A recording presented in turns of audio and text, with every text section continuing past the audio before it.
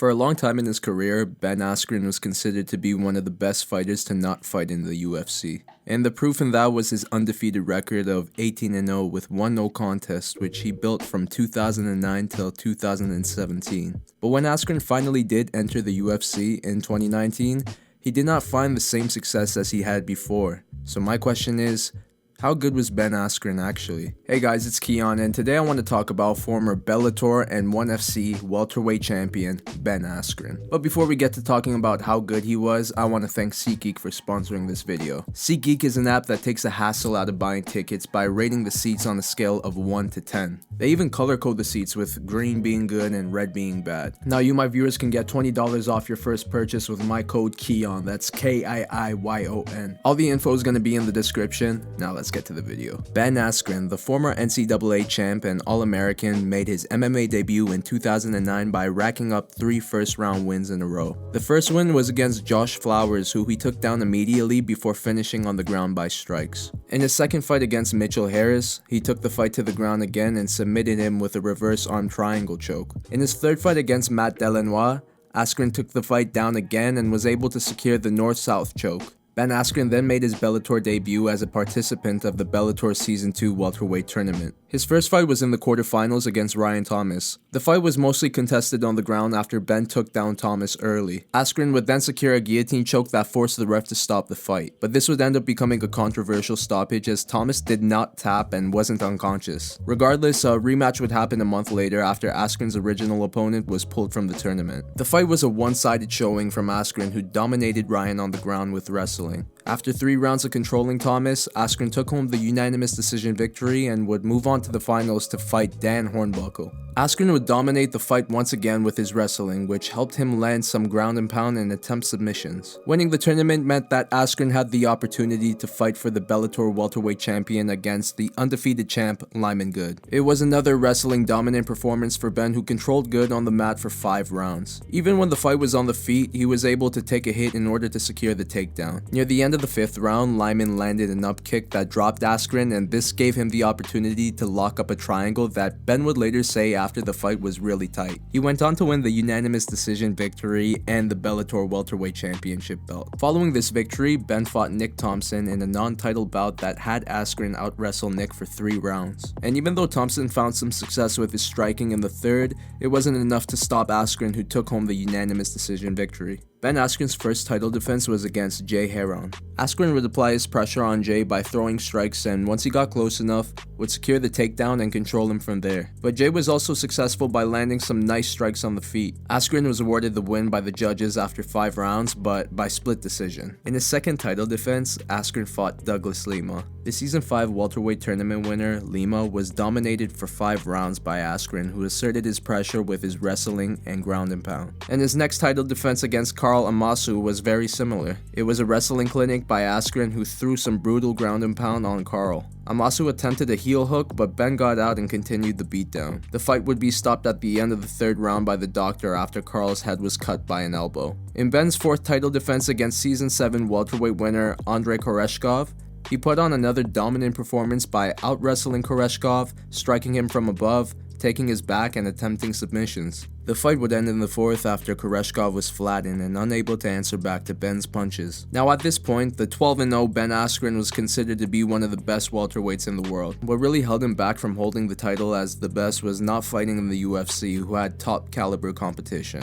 And with the expiration of his Bellator contract, it seemed like the stars were finally going to align with Askren and the UFC. Even on November 14th, 2013, Ben would tweet that he was free to go to the UFC and beat whoever he wanted to. But negotiations between Askren and the UFC didn't go as planned. President Dana White would say Ben needed to beat up more top-level guys before he came to the promotion. Dana White wasn't a big fan of Ben Askren, and the proof would be in this tweet back in 2012, in where Dana would call Askren the most boring fighter. With all this animosity between the two, Ben would add even more fire by saying he could have a successful career even if he doesn't sign with the UFC. This got Dana White angry, and he would reply by saying Askren was an absolute moron and was even more stupid than Tito Ortiz. So obviously Ben Askren was not going to be signing with the UFC anytime soon, so instead he went to Asia to sign with ONE FC and made his debut in 2014 against Bakhtiar Abbasov. After getting taken down early, Ben would reverse the position and take Abbasov's back. Ben would begin to control the fight on the ground, and with less than a minute remaining in the fight, Ben would secure an arm triangle submission. After this win, Ben would call out welterweight champion Nobutatsu Suzuki, and the two would then fight in August of that year. I just want to state that the weight limit for welterweight in 1FC was 185 pounds instead of 170. Anyways, Ben quickly took control of Suzuki and began throwing a barrage of punches from above. After a minute and a half of beating down on his opponent, the fight was stopped by the ref and Ben Askren became the 1FC welterweight champion. In 2015, Ben Askren went to the Philippines to fight Luis Santos. The fight started off like every Ben Askren fight, him trying to secure the takedown. But Luis stuffed all of Askren's attempts and he would counter with some strikes of his own. Askren attempted a heel hook, but Santos slipped out with ease. And the longer the fight went, you could tell Ben was desperately trying to take down Luis. On one of the takedown attempts, Ben Askren would poke Luis Santos and the ref immediately stopped the fight. And after Santos was unable to continue, the fight was ruled a no contest due to an accidental eye poke. Ben Askren would retain his belt. He went on to fight Nikolai Alexakin in a non-title bout after Nikolai missed weight. Throughout the fight, Ben would take Nikolai down and control him there with punches. Nikolai would get Ben in some trouble near the end of the fight, but it was too late. After 5 rounds, Ben Askren won the unanimous decision. In 2017, Ben Askren defended his belt against Agalanthani after taking him down early, throwing some shots from above, and finally securing an arm triangle choke within under 3 minutes. In that same year, Askren fought Sebastian Kadestam. Ben Askren would go on to do the same in the second, where he would finish the fight by strikes. Following this win, Ben Askren fought Japanese legend Shinya Aoki. Prior to this fight, Askren said it would be his last as he was ready to call it a career. And it was upsetting as we never got to see him against MMA's elite in the UFC. But he would find his storybook ending against Aoki, who he defeated in the first round by strikes on the ground. Ben Askren retained his belt but would later vacate it. Now at this point in Askren's career, which seems to be over, he was considered to be one of the best welterweights in the world, but also one of the biggest what-ifs. With exception to the Luis Santos fight, he was dominant as no one really had an answer for his elite level wrestling. Even though his striking wasn't all that good, his wrestling was able to cover for that. I would compare his fighting style and dominance to the likes of Khabib Nurmagomedov, fighters who tire out their opponents with constant pressure. But Askren did all of that outside of the UFC, which definitely hurt his case as the greatest welterweight of all time. He stated that he was retired but would come back for one more fight to prove that he was the best welterweight in the world, hinting at a super fight with welterweight great Georges St-Pierre. But that fight never came into fruition and Askren would remain retired. Until November 3rd, 2013, when the UFC announced that they had acquired Askren's rights from ONE FC after completing a trade agreement with the promotion for former UFC flyweight champion Demetrius Johnson. This was wild for many reasons, one being an actual trade happening between promotions, and the other being that Ben Askren was finally in the UFC and was set to make his highly anticipated debut against former UFC welterweight champion Robbie Lawler, which went down in March of 2019. I just want to give a reminder that UFC welterweight is 170 pounds instead of 185 like in ONE FC. Also before this fight, Ben Askren took the opportunity of his newfound spotlight by roasting everyone in the welterweight division. He quickly became popular with the MMA audience by constantly trash-talking fighters and having those fighters retaliate back. And I will give it to him, he was very witty with his verbal jabs. He even brought the verbal warfare to Twitter, which also gained him many fans. Anyways, the fight started off with Ben attempting a takedown, but Robbie was able to stuff it,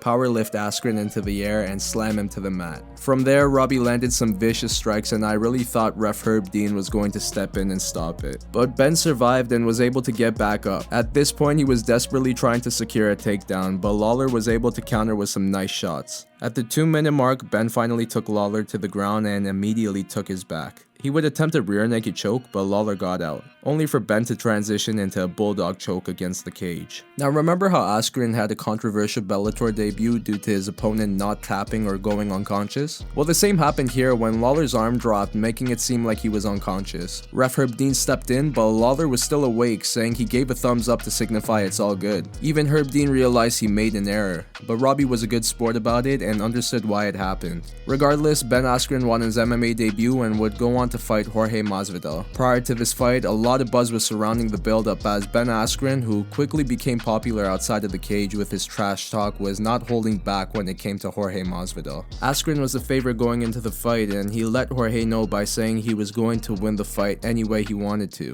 He even brought up schooling Jorge in training one time in 2008. Ben was doing everything he could to get under Jorge's skin. But Masvidal did not take this lightly, as he wasn't a fan of Ben's antics. And come fight night, Jorge would immediately come out with a flying knee that knocked Ben Askren out cold. Jorge sealed it with 2 more brutal punches before the ref stopped the fight. It was Ben Askren's first loss in MMA. Following this loss, Ben held his head high even though he was upset with losing and falling down the ranks. In October of 2019, Ben Askren fought Damian Maia. This fight became a stand-up battle since both guys were really good on the ground. It was the most we've ever seen Ben Askren strike in a fight. He would pressure Maia and attempt takedowns. And when he did take the fight down, Maia would attack with submissions off his back. In the 3rd round, Maia was able to take Ben's back and lock in the rear naked choke. Now, after suffering his 2nd loss in a row, Ben Askren announced his retirement from MMA and finished his career with a record of 19 wins, 2 losses, and 1 no contest. In this period, he was able to capture belts in both Bellator and ONE FC, but he was unable to find the same success when he finally got to the UFC. So my question is,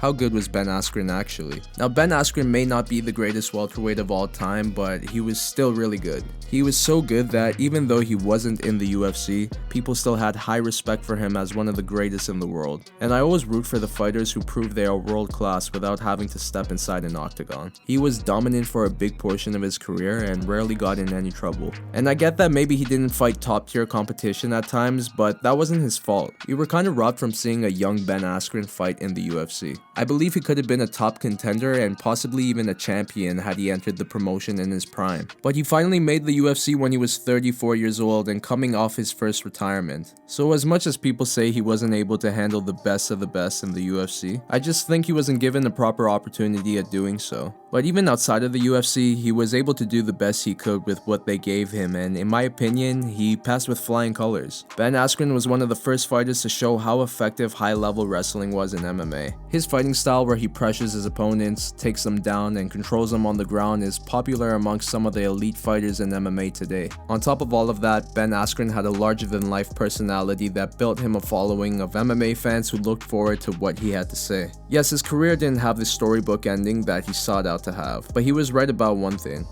He did not need the UFC to have a successful career. My name is Kiiyon, and this was my take on how good Ben Askren actually was. Do you agree, disagree, or have something else to add? Please put it in the comments down below, because I'd love to read it. If you like this video, please give it a thumbs up and subscribe to my channel for more content like this. But that's all I have for now, so I'll see you on my next one.